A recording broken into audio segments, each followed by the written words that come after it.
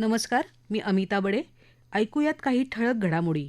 देशभरात विविध केंद्रांवर 3 मे रोजी घेतलेली वैद्यकीय प्रवेशासाठीची नीट यूजी 2026 परीक्षा रद्द केल्याचं एनटीए अर्थात राष्ट्रीय परीक्षा संस्थेनं आज जाहीर केलं.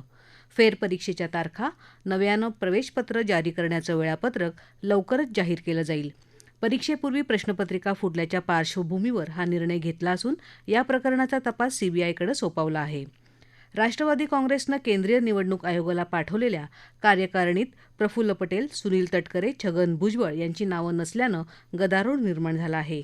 मात्र ही कारकुनी चूक असून लवकरच त्यात दुरुस्ती केली जाईल, असं पक्षाच्या राष्ट्रीय अध्यक्ष आणि उपमुख्यमंत्री सुनेत्रा पवार यांनी सांगितलं. ज्येष्ठ भाजप नेते हेमंत बिस्वा सर्मा यांनी आज आसामचे मुख्यमंत्री म्हणून सलग दुसऱ्या कार्यकाळासाठी शपथ घेतली. या शपथग्रहण समारंभात 4 आमदारांनीही मंत्रिपदाची शपथ घेतली.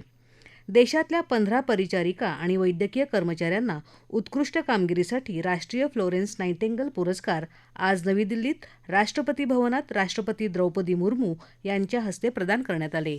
महाराष्ट्रात चंद्रपूर इथल्या शासकीय वैद्यकीय महाविद्यालयात गेल्या 24 वर्षांपासून कार्यरत असणाऱ्या उज्ज्वला महादेव सोयम यांचा पुरस्कार विजेत्यांमध्ये समावेश आहे. मुंबई शेअर बाजाराच्या सेन्सेक्समध्ये आज दिवसअखेर 1456 अंकांची घसरण झाली आणि तो 74,559 अंकांवर बंद झाला. राष्ट्रीय शेअर बाजाराचा निफ्टीही 436 अंकांची घसरण नोंदवत 23,380 अंकांवर बंद झाला. याबरोबरच आकाशवाणी मुंबई केंद्रावरचं हे बातमीपत्र संपलं. पुन्हा भेटूया संध्याकाळी 7 वाजता आकाशवाणी मुंबईच्या प्रादेशिक बातमीपत्रात. नमस्कार.